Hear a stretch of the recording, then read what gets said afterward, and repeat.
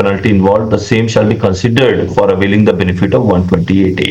यानी कि अगर सिर्फ 73 में इंटरेस्ट का ही नोटिस है तो वो कवर्ड हो जाएगा। लगा हाँ, तो इसलिए सर आपके संग जुड़ने का मन किया तो मैंने सब्सक्रिप्शन ले लिया। Okay okay. तो आप YouTube में भी आपने सब्सक्राइब किया हुआ है क्या? हाँ सर, मैंने यूट्यूब में सब्सक्राइब किया था सर। नहीं, YouTube में एक ज्वाइनिंग का बटन होता है जिसमें 199 रुपीज पर मंथ देते हैं, वो भी सब्सक्राइब किया हुआ आपने? हाँ यस सर। Okay okay. तो वो वीडियोस देखना शुरू किया आपने? हाँ सर। कितने वीडियोस देखे आपने? अभी सर मैंने सर एक वो आपका जो रूल 87 वाला था, एक वीडियो तो वो देखा था। कौन सा? 86 रूल 86 भी। अच्छा, रूल 86 भी। Okay okay okay. जीएसटी कैसे पढ़ा है आपने? जीएसटी की पढ़ाई कैसे की आपने? सर एक्चुअली क्या है, मैं एक एडवोकेट्स के सर ऑफिस में मैंने 5 साल ऑफिस चलाया है sir. GST returns, return filing वगैरह, इसके अलावा कुछ सर्वे केस होते थे तो उनको भी मैं ऑफिस में जाया करता था, हैंडल करता था। ओके। नहीं, आपने अभी भी नहीं बताया जीएसटी की पढ़ाई कैसे की आपने? कुछ प्रॉपर पढ़ाई की या नहीं की? नहीं सर, प्रॉपर इस तरह से किसी जगह पर जाकर पढ़ाई नहीं करी सर, प्रैक्टिस करते करते ही जो बुक्स वगैरह पढ़ते थे उस हिसाब से। ओके। देखिए आशीष जी, आप क्या कीजिए, जो 199 का ज्वाइनिंग है ना, उसको शुरुआत से वीडियोस देखने शुरू कर दीजिए जीएसटी के। Okay sir. वो शुरुआत से देखने शुरू कर देंगे तो आपको जीएसटी जो आपने किया है वो जीएसटी मतलब वो सिर्फ कंप्लायंस वाला है, वो भी उसके पीछे की कहानी आपको समझने के लिए आपको वो पूरा लाइन बाय लाइन वो वीडियोस देखनी बहुत जरूरी है। Okay sir. एकदम वीडियो 1 से करीब 200-250 घंटे का पूरा वीडियो है, लेकिन शुरुआत का जो 199 वाले में जितना भी 40-50 वीडियोस है वो सारे देख डालिए। ओके। टाइम बना के देखिए, एक टाइम है, इसी टाइम में देखना, मतलब पिक्चर की तरह नहीं देखिएगा, मूवीज की तरह मत देखिएगा। कॉपी किताब लेके बैठिए, पेन लेके बैठिए और नोट डाउन करते 1 घंटे का वीडियो देखिए और डेली बेसिस पे देखिए, तब जाके जीएसटी समझ में आएगा। और यहाँ पर जो हम लोग बात कर रहे हैं तब जाके वो वीडियो देखेंगे, तब यहाँ की बातें आपको समझ में आएंगी। समझ आ रहा है? Okay sir. नहीं तो दिक्कत होगी। और अभी और आप क्या करते हैं? अभी प्रैक्टिस में है या जॉब में है? नहीं सर, प्रैक्टिस में सर। अब अपनी खुद की प्रैक्टिस है? Yes sir. ओके। तो नोटिस आते हैं आपके पास? हाँ सर, आते हैं सर। ओके ठीक है, चलिए बने रहिए, सवाल पूछते रहिए। और किसी का कोई नोटिस है या कुछ है? अच्छा, कितने लोगों ने डिसाइड किया SPL 01, 02 जो एमनेस्टी स्कीम में, कितने लोगों ने डिसाइड किया कि जाना है नहीं जाना है? सर मेरा एक केस है सर, वो 74 to 73 हुआ था ना, उसमें जाना है। हाँ, ओके ओके, 74 से 73 हुआ था, करेक्ट। तो उसमें फिर पेमेंट अभी तो हुई नहीं है? ओके। हाँ, नवंबर 1 से हाँ अभी हो गया ना। हाँ। वो पोर्टल में अपडेट हो गया क्या? किसी ने देखा? नहीं देखा सर, देखना है, आज देखना है। देखते हैं किसी का कहाँ आएगा ये, किसी को आइडिया है कहाँ आने वाला है? सर एप्लीकेशंस में होगा शायद। ये DRC 03 रजिस्टर कब से आ गया? तभी से माय एप्लीकेशंस, इसमें भी नहीं। रजिस्ट्रेशन, लेजर, रिटर्न, लेजर, क्या चेक करना है सर? SPL 01, 02 फॉर्म्स है ही नहीं। पोर्टल तो अभी इसमें कोई इंटीमेशन नहीं दिया है कि पोर्टल पर अवेलेबल हो गया। ओके। फिर अब ये कब से ये कर रहे हैं? 2025 से करेंगे। ओके। चलिए मैं आपको एक केस दिखलाता हूँ। कल मैं पढ़ रहा था, इस केस में जा सकते या नहीं जा सकते। ठीक, देखिए एक केस तो ये है कि CGST SGST 17-18 का केस है। CGST SGST एक्सेस क्लेम किया है और IGST शॉर्ट क्लेम किया है 1,40,000 और ये 76,000। ये 63 क्यों लिखा हमने? ये इन सबको जोड़ के लिखा। ओके। तो शॉर्ट ITC क्लेम्ड है और एक इंटरेस्ट लायबिलिटी बनती है, हमारे हिसाब से 8390 बनती है, वो लोग 1,15,000 मांग रहे। तो बेसिकली 2 इशू है, आपको डिसीजन लेना है कि क्या एडवाइस दिया जाए उसको। ये देखिए, ये इंटरेस्ट की लायबिलिटी 1,14,000। अब मैं आपको लिख के बताता हूँ कहानी क्या है। 2 इशू है। इशू 1 एक्सेस ITC, किसका? C और S का। लेकिन अगर IGST देखेंगे तो ये शॉर्ट क्लेम्ड है और तीनों को जोड़ देंगे तो भी शॉर्ट क्लेम्ड है। उसके बाद जो दूसरा इशू है वो इशू 2 जो है, उसमें हुआ क्या, मार्च 2018 में GSTR 1 में मान लीजिए 15 लाख रुपया शो किया गया, 3B में पेमेंट नहीं हुआ, नील पेमेंट, मार्च 2018 में। लेकिन ये अगस्त 2018 में जब पता लगा कि ये पेमेंट नहीं हुआ, ये डिफरेंस है, तो 3B में जाके अगस्त 2018 के 3B में जाके 15 लाख रुपया पेमेंट हो गया। तो ये 15 लाख रुपया जब पेमेंट हुआ तो इसका इंटरेस्ट मांगा जा रहा है 1,15,000 और C और S का 76,000 मांगा जा रहा है। आपको डिसीजन लेना है कि आप क्लाइंट को क्या एडवाइस देंगे। यार इसको कैसे लेगा आईजीएसटी एक्सेस होने से कैसे लेगा? टैक्स लेजर क्रेडिट लेजर को पहले सर चेक करना होगा, बैलेंस देखना। एक मिनट, आप लोग समझ नहीं पाए हमारा सवाल। हम लोग अपील में हैं, अब हम लोग को एमनेस्टी स्कीम में जाना चाहिए या नहीं जाना चाहिए, ये सवाल है। क्लाइंट को क्या एडवाइस करेंगे, एमनेस्टी स्कीम में जाना चाहिए या नहीं जाना तो नहीं जाना चाहिए सर। नहीं जाना चाहिए। अब मैं आपको बताता हूँ, आईजीएसटी शॉर्ट क्लेम कितना है, 1,14,000 है, करेक्ट, और एक्सेस आईटीसी है 76,000। इंटरेस्ट तो कुछ नहीं आएगा, इंटरेस्ट में पेनल्टी नहीं आएगा। इंटरेस्ट 1,15,000 है, लेकिन ये इंटरेस्ट का जो कैलकुलेशन कर रहा है वो पूरे 15 लाख पे कैलकुलेट कर रहा है। हम लोग कह रहे हैं कि जो आईटीसी आपका बैलेंस पड़ा हुआ है उसको छोड़ के आप इंटरेस्ट का कैलकुलेट कीजिए, तो हमारा इंटरेस्ट का कैलकुलेशन 8390 आएगा। ये जो 1,14,000 और 76,000 इन दोनों का डिफरेंस करते हैं तो ये शॉर्ट क्लेम आता है, और कलकत्ता हाई कोर्ट का एक ही जजमेंट है, कलकत्ता हाई कोर्ट का, जो इन फेवर है। अब बताइए अपील में जा पाएंगे या नहीं जा, सॉरी हाँ, इसमें एमनेस्टी स्कीम में कहिए। Sir, the difference amount whether they have tail में सबसे पहले इशू 1 में क्या ये जीता जा सकता है?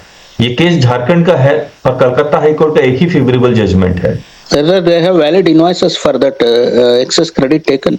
But that issue was never raised in show cause notice. नहीं, हमें क्लेम करने के लिए तो इनवॉइसेस चाहिए ना, जेन्युइन ट्रांजैक्शन। अब नहीं चाहिए।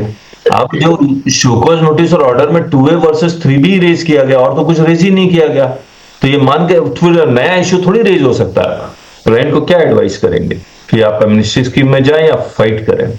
Hello, yes Jeena. Good morning sir. ये जो आपका केस था ना कि सीएनएस में क्रेडिट आपने नहीं लिया और आई का है, सेम केस था एक मेरा भी।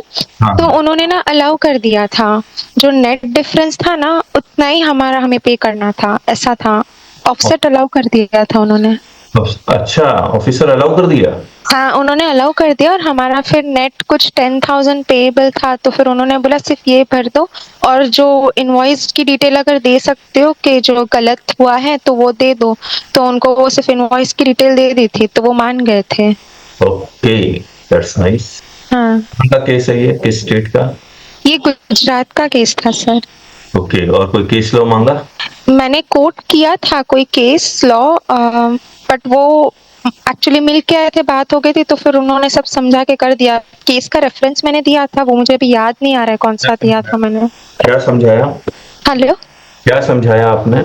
हमारे रिप्रेजेंटेटिव गए थे, बिकॉज मैं तो बॉम्बे में हूँ, तो उन्होंने ही समझाया था कि ये सिर्फ हेड में इंटरचेंज हो गया है, तो समझ के फिर उन्होंने कर दिया था। ओके, रेवेन्यू न्यूट्रल एक्सरसाइज है, कोई ग्राउंड तो लिया होगा ना, मतलब समझाने का कोई आइडिया? सबमिशन होगा सर मेरे पास, मैं आपको बाद में सेंड करूँ? करिए। हाँ ठीक है। और इसमें एमनेस्टी में आई गेस नहीं जाना चाहिए, अगर ये ऑफसेट हो जाता है हमारा तो फिर बनता ही नहीं है ना जाने का। और जो इंटरेस्ट वाला पॉइंट है वो तो रिटर्न्स का इंटरेस्ट है, तो वो तो वैसे भी नहीं कवर्ड है ना एमनेस्टी में। अगर नोट ओके, ये आप कह रहे हैं कि अगर फाइट करेंगे तो we can win? Yes, interest of 1,15,000 is not covered. ये बिकॉज वो रिटर्न्स का इंटरेस्ट है, डिमांड एंड नोटिस से रिलेटेड नहीं है ना, इसके लिए। कितने लोग मानते हैं कि ये इंटरेस्ट कवर्ड है या नहीं है एमनेस्टी स्कीम के लिए? सर ये तो डिमांड के थ्रू ही आया होगा ना? हाँ बिल्कुल है, 73 में ही आया। तो फिर कवर होना चाहिए। फिर कवर होना चाहिए। ओके, जिनल कैसे कह रही है कि नॉट कवर्ड है? सर कहीं तो रीड किया था ये मैंने 128A में, I can not recollect but somewhere I have read it. मैं याद करने की कोशिश किया कीजिए। हाँ सर। देखिए कहाँ आपने पढ़ा, मैं आपको दिखा। एक सर्कुलर आया था 238, इसका पॉइंट नंबर 4, मैं इसको हटा। Whether the benefit provided under section 128A will be applicable in cases where the tax due has already been paid and notice or demand orders under 73 only pertains to interest and or penalty involved. where the tax dues has already been paid and the notice or demand orders under section 73 only pertains to interest or penalty involved, the same shall be considered for availing the benefit of 128A. यानी कि अगर सिर्फ 73 में interest का ही notice है तो वो covered हो जाएगा, लेकिन इन्होंने ये अपनी तरफ से कुछ ऐड किया है. However, the benefit of waiver of interest and penalty shall not be applicable in the cases where interest has been demanded on account of delayed filing of returns. यानी 3B आप लेट फाइल कर रहे हैं, हमारा case ये नहीं है. और delayed reporting of any supply in the return, ये भी हमारा केस नहीं है कि वो मार्च जीएसटी 1 में इनवॉइस अगर मार्च का था तो जीएसटी 1 मार्च में ही वो इनवॉइस की रिपोर्टिंग हो गई थी. और delayed reporting of any supply in the return as such interest is related to demand of interest on self assessed liability and does not pertain to any demand of tax dues and is directly recoverable under this. तो हमने देखिए इसमें जो head note में भी लिखा था, at the best this issue need to be challenge by way of, ये तो सर्कुलर है तो अफसर तो अलाउ करेगा नहीं. अब मैं आप लोग से दोबारा वो इश्यू बता दे रहा हूं, आप बताइएगा कवर्ड है या नहीं. इनवॉइस कब का? मार्च 2018 का. जीएसटीआर 1 में कब डाला गया? मार्च 2018 में. लेकिन 3B नहीं फाइल हुआ. अगस्त 2018 में 3B फाइल करके ये टैक्स पे हुआ है 15 लाख. जिनल बताइए अब कवर्ड होगा या नहीं होगा इंटरेस्ट? सर उन्होंने लिखा है ना delayed reporting of any supply in the return, वो टर्म. हाँ तो we have not delayed reporting. March का इनवॉइस मार्च के रिटर्न में गया है. 3B में तो नहीं गया ना. हाँ 3B में नहीं गया. हाँ तो वो भी तो रिटर्न ही है. अच्छा, anyone else? Ashish Saraswat. Yes sir. Hello. हाँ आशीष कहिए. सर इसमें रिपोर्टिंग तो हमने डिलीट हुई है, लेकिन सर जो जीएसटीआर 1 है सर, उसमें जो हम इनवॉइस जो शो करते हैं वो जीएसटीआर 1 में ही शो करते हैं. सिर्फ टैक्स पेड 3B भी हमने अगस्त में किया है. Tax already paid. यस सिर्फ टैक्स ही 3B में पेड किया है अपने अगस्त के महीने में, बाकी रिपोर्टिंग तो मार्च में ही कर दी. Correct sir. ये टैक्स तो ऑलरेडी पेड है ना सर उसका? हाँ पेड तो है 2018 में. डिलेड फाइलिंग है ना, डिलेड अगस्त में बता रहे हैं ना सर. हाँ अगस्त का 3B भी राइट टाइम पे फाइल्ड है. बस ओके. मार्च का टैक्स अगस्त में पे हुआ है, बस इतना ही हुआ है. तो बेनिफिट तो मिलना चाहिए सर. बेनिफिट मिलना चाहिए. और किसी को कुछ कहना हो? राजेश जी और अन्मेष नहीं आए क्या? मैसेज किया है सर मैंने उनको. एक बार सर्कुलर दोबारा पढ़ते हैं. मुझे एक बात बताइए, क्या ये सर्कुलर सिर्फ यही 2 सिचुएशन का एनविसेज करता है या इन 2 सिचुएशन के अलावा जो तीसरा सिचुएशन अभी हमने डिस्कस किया वो भी इसमें कवर्ड होगा? देखिए आप ये लाइन पढ़िए. As such interest is related to demand of interest on self-assessed liability and does not pertain to any demand of tax dues and is directly recoverable under this section. इसका मतलब मैं ये समझ लूं कि if any tax is directly recoverable under section 75 subsection 12, then that case won't be covered under 73 or 74. Correct है? अब अगर मैं 75(12) पढ़ता हूं तो 75(12) ये लिखता है कि सेल्फ असेस्ड टैक्स. और what is self assessed tax? Self assessed tax is the difference between 1 and 3B. तो अगर इस तरह से एनालिसिस होती है 1 वर्सेस 3B का अगर डिफरेंस है, then it won't be covered under amnesty. समझ गए आप? अब क्लाइंट को क्या, क्योंकि क्लाइंट को जीएसटी नहीं आता, उसको तो एक 1 + 1 = 2 जैसा आंसर चाहिए. 2 भी हो सकता है, 3 भी हो सकता है, 4 भी हो सकता है. तो हमने क्या किया, एक प्रेजेंटेशन बनाया. मैं आपको एडवाइस यही करूंगा कि कोशिश कीजिए कि वहां जाने से पहले, अपीलेट अथॉरिटी के पास जाने से पहले टू मेक ए प्रेजेंटेशन. तो हमने एक प्रेजेंटेशन ये वाला बनाया था. उसमें जो पहला इश्यू है वो ये लिखा, excess claim of ITC only in on account of TGST and SGST. ये लिख दिया. यहाँ पर जो माइनस करके समथिंग आएगा 63,000 वो लिखेंगे. अब ये केस, ये जो इश्यू 1 है, कैन वी विन और नॉट. तो जैसा जिनल ने बताया अफसर ही मांग गया, तो इसका मतलब कहीं ना कहीं इंटरनली कुछ होगा तभी माना है. यही एक केस है कोजिन limited versus assistant commissioner of state tax MAT this, जहां पर कलकत्ता हाईकोर्ट का इनफेवरेबल जजमेंट. और हम लोग का शुरू से मानना है कि ये रेवेन्यू न्यूट्रल एक्सरसाइज भी है. अगर ये केस अपीलेट अथॉरिटी नहीं मानता, ट्रिब्यूनल नहीं मानता, तो हेवी इंटरेस्ट लगेगा, याद रखिएगा, क्योंकि ये अभी तक रिकवर नहीं हुआ है. तो 1,40,000 रुपए अगर आज के डेट में अगर वो पेमेंट करता है, रिकवरी है, तो करीब करीब समझ लीजिए 1.5 लाख रुपए के आसपास का इंटरेस्ट इस पे भी बनेगा. अब ये interest on delayed deposit of tax 1 मार्च 2018 में शो किया, 3B में नहीं किया, अगस्त 2018 में इतना पेमेंट कर दिया, और अब इस पे इंटरेस्ट है. इस पे इंटरेस्ट वो मांग रहा है पूरे 15,18,000 पे हम लोग कह रहे हैं कि इलेक्ट्रॉनिक क्रेडिट लेजर बैलेंस देख के आप इंटरेस्ट मांगिए। अब एमनेस्टी स्कीम में जा सकते हैं नहीं जा सकते, ये वाला पैराग्राफ जो अभी हमने एनालिसिस किया वो यहाँ पर हमने पुट कर दिया। यहाँ लिख दिया this case is not of delayed filing of return, GST 3B is filed in time. This is also not the case of delayed reporting of any invoice. In fact, invoice was reported in time. However, there is difference of payment of tax between 1 versus 3B. However, this case falls in section 75(12). However, since interest is disputed, this cannot file. हमने क्या लिखा कि 75(12) में तो directly recover तभी हो सकती है when interest is not disputed. Since it is disputed, it cannot directly fall in 75 subsection 12. The question is whether the benefit will be allowed or not. तो इस पे लड़ाई झगड़ा डिस्प्यूट हो सकता है और 75(12) हमने यहाँ लिख दिया। अब देखिए हमने क्या क्या किया। टोटल लायबिलिटी, मान लीजिए अगर हमें पेमेंट करना पड़े, सब कुछ मान जाते हैं और ये एमनेस्टी स्कीम नहीं होती तो क्या होता है। 1,15,000 उसका मांगता CGST SGST का, नहीं 76,000 मांगता, सॉरी इसको मैं 80,000 राउंड ऑफ कर देता। इसका इंटरेस्ट मांगता 80,000 का 18% फॉर 7 years। कितना हो रहा है ये 18,000 for 7? Sir, tax is already paid in August, no sir? नहीं, ये उसका इंटरेस्ट नहीं है, ये इशू 1 का है ये। Okay, sorry. तो 80,000 का 20% निकाल लेंगे तो कितना होगा 16,000 को मैं 5 से मल्टीप्लाई, समझ लेना आप 1 लाख मान लीजिए, ठीक है। ये interest on delayed payment of tax ये 1,15,000, पेनाल्टी 20,000, टोटल कितना आ जाएगा 240 मान लेता हूं। यानी कि एवरी अगर सब कुछ एग्री कर जाते हैं तो 2,40,000 का पेमेंट करना है उसका। अब मैंने इशू कर दिया, इसको यहां पर कर दिया 80,000, इंटरेस्ट कर दिया 1 लाख, पेनाल्टी 20,000 हो गया। इशू 2 का इतना, ये टोटल 80,000 हो गया, ये कितना हो गया 2,15,000 हो गया, ये 20,000 हो गया। Option 1 pay rupees 80,000 and save 2,15,000।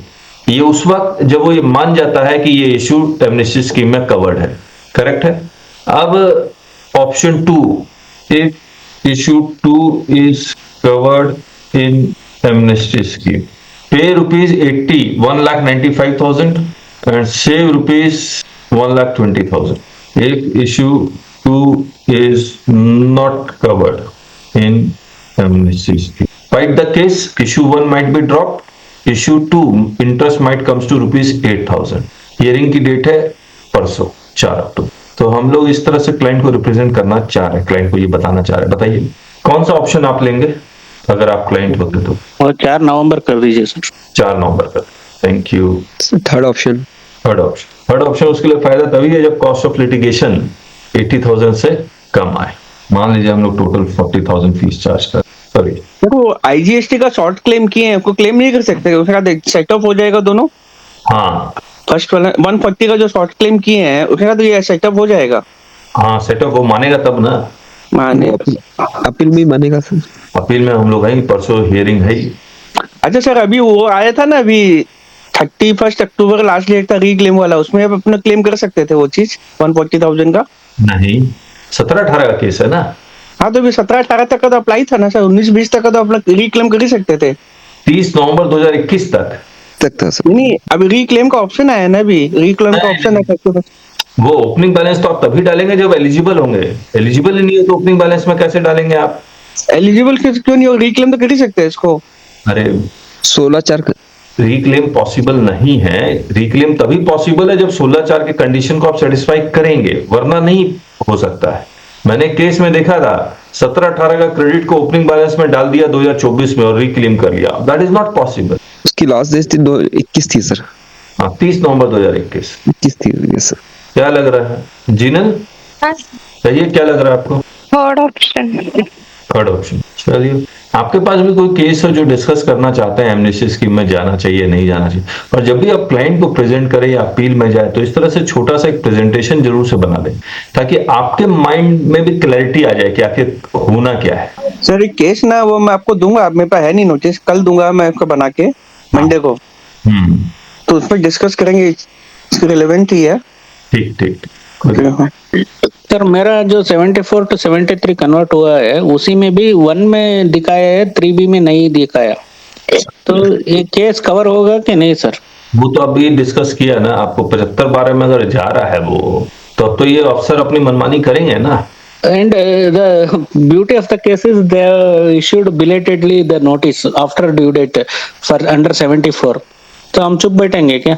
नहीं, देखिए अगर 74 73 में कवर्ड हो गया हाँ तो और वो टाइम बार्ड नोटिस ऑलरेडी है, हाँ कुछ करना ही नहीं है, खत्म हो गया वो केस। आप क्यों एमनेस्टी में जाना चाह रहे हैं? आप ओके रिकवरी नहीं हो पाएगी। अगर 73 में कवर्ड हो गया तो मैंने आपको कहा था कि उसमें वो पोर्टल में वो डालेंगे, डाला उन्होंने क्या? मैं देखता हूँ सर पोर्टल में। हाँ, उसमें आएगा ही नहीं, नजर ही नहीं आएगा, देखिएगा। ओके अगर डाल देते हैं तो हाँ और आपके पास आई जाएगा, उसके अगेंस्ट आप ट्रिब्यूनल में चले जाइए आप और ओके आप पिटीशन लगा दीजिए, हाँ हाँ हाँ है ना? Okay sir okay. Amnesty scheme में मत जाइए। तो राजेश जी और अन्वेष कॉल करेगा एक बार। सर मैं अन्वेष सर को किया था, हाँ, लेकिन वो नहीं ज्वाइन हो पाएंगे मुझे। राजेश सर का नहीं लग रहा था फोन। देखिए मेरे पास अभी और कोई इशू नहीं है, किसी के पास और कोई इशू है डिस्कस करना है तो डिस्कस कर सकते, तो फिर कंक्लूड करें हम लोग, कल मिले फिर। Yes sir. चलिए फिर कल मिलते हैं, ठीक है, ओके। Thank you.